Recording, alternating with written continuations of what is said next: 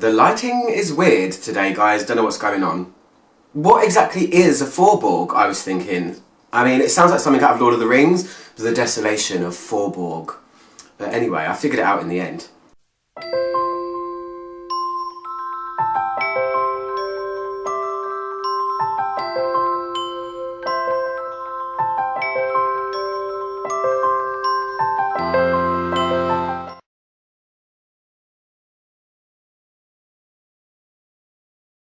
Hi guys, how's everyone doing? Good, I hope. My nose is almost fixed, which means yay, which means I can do a review, which means that all things are good in the world. In Ouch Woman O world, anyway. So I've wanted to review this fragrance for a really long time. It's been on my review radar, I guess you could call it, for a while. It's 24 Faubourg by Hermes. I had to ask on my Ouch Woman O Smelly Friends group over on Facebook, which, by the way, if you haven't joined yet, what on earth are you doing? I'm having a whale of a time over there with some of you guys. Come and join the discussion and play games and talk about all things smelly. It's fun. Anyway, I had to ask on there, and I figured out what 24 Faubourg is. It's the street where I'm guessing the flagship Hermes store is. So they probably, they wouldn't make a fragrance out of just any store, any street, would they? So it must be an important store in Paris. Anyway, this is a floral chypre, came out in 1995, 90s favourite decade, said it a million times before, and the perfumer is Maurice Roussel. He is one of the greats. When you look at the list of fragrances that he's made before, it's kind of jaw-dropping, and the amount of different people that he's made fragrances for. The first time I encountered him was when I smelled Musc Ravageur by Frédéric Malle, but I wrote some down, has made fragrances for Bond No. 9, he made Reflection for Amouage, the women's one. He also made Insolence for Guerlain, as well as, I think, L'Instant. He's made loads of Guerlain ones. He even made Gucci Envy. He's made fragrances for Estée Lauder, Le Labo. The list goes on and on and on and on. Kind of like me sometimes.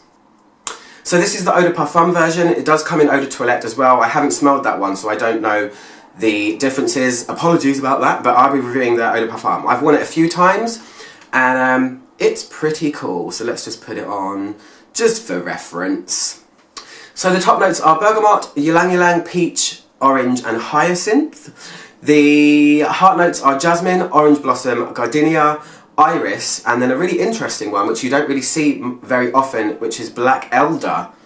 Love the sound of that. I think of the Elder Wand from Harry Potter. If you don't know what it is, because I don't know what it smells like at all, it's supposed to be fluff. It's supposed to be a light herbal flower with a berryish nuance. Interesting, don't you know? And the base notes are sandalwood, ambergris, patchouli, and vanilla. So let me just smell it more. So the overall feeling of this, to me, when I first ever smelled it, and before I even read about what the fragrance was kind of going for, it smelled to me like summer flowers, kind of like wildflowers. I don't know why. It's got a very summery feeling to it, and it also feels like Parisian wealth. This smells to me, it's one of those fragrances that kind of conjures up an image, and it smells like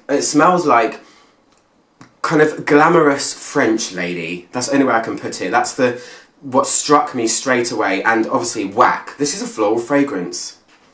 It has that kind of flair of French class about it. You can tell that it's French easily. I would go so far as to call this a kind of masterpiece fragrance. The way it's blended, the way it feels, it's amazing.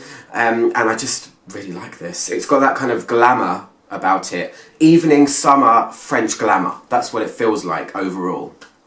It does feel a bit throwback-like. Although it's kind of a modern fragrance, it's got that nod to, I wouldn't say a vintage floral, but it doesn't feel like 90s florals. It doesn't feel like fragrances that were around in the 90s. It feels older than that, but it's not dated. It doesn't feel like super vintage floral. It's got a modern feeling going on in there. It's lovely. I want to mention the hyacinth because hyacinth kind of sticks out quite a bit. Orange blossom is the main thing here for me anyway, but hyacinth, whenever I smell a floral blend that has hyacinth in it, they always feel like a throwback fragrance. Hyacinth, I think, just has that kind of feeling about it, and it always gives, to me, it always gives a fragrance a kind of realism. I don't know why. It really makes it feel like a floral fragrance when it's got hyacinth. It's a very distinct flower, but it's really hard to describe. So I think I'll just leave that one right there. You can really tell that this is, you know, the work of a master perfumer.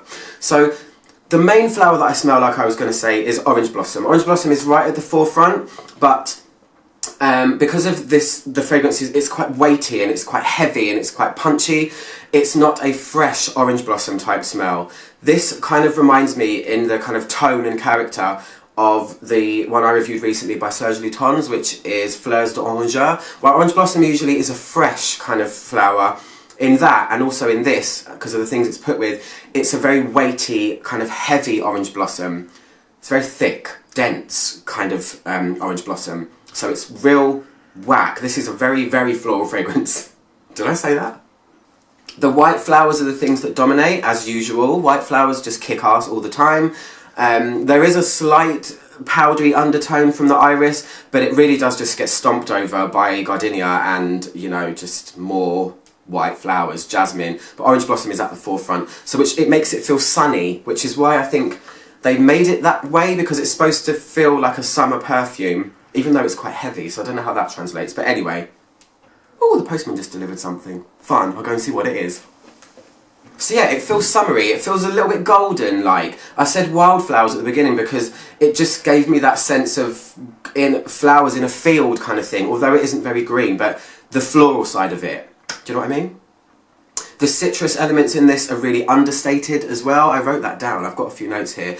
And peach always, while it's not always a noticeable note in a fragrance, because it's like a fleshy fruit, I feel like it adds weight to a fragrance. So the peach, I feel like, is giving this fragrance its body and its weight and its depth and its density and all of those things. How many words can you say in 5 seconds? So yeah, there is that kind of weighty thing, but the white flowers are the things that kind of sparkle over the top. So, yes. If you can imagine, or if you've smelled before, Année by Cacharel, in the way that that's got that full-on floral, French glamour kind of thing, or just French perfumery type feel, that's exactly what you're going to get with this. I'm not saying they smell alike in any way, but it's in that realm of fragrance, if you like. It's super strong. I think it's been reformulated, so I don't know about the old formula, I don't know, but even this new formula, which I'm presuming is the one I have, is very strong. I've only worn swipes of this and it has been noticeable a lot, so I can't even imagine what it's like when you spray it on. I'm sure it's a beast, but yeah, lovely. It's one of those florals where if I smell it deeply enough, it feels like I can almost smell the pollen. It's kind of like that.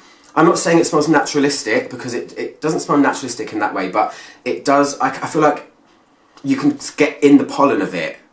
I don't know what the hell I'm talking about today. Seriously, I need to sort myself out. It's a great wafter, this one. Some fragrances project, some of them are subtle, some, you know, leave a great sillage. This one is one of those ones that when it wafts beautifully, it's like it was kind of designed to waft beautifully. When you catch a whiff, it's like, ah, yeah, there you are. It's one of those. Dry down. I haven't really noticed a huge change, or I haven't noticed a note pyramid happening where it transitions from one thing to the other. I find this to be a really linear fragrance, and it doesn't morph or change over time. So I'm going to call it a linear fragrance. There isn't any notes I can give you about the dry down. Not any of the times that I've tried it anyway. Maybe you guys know more. Comment below, as always.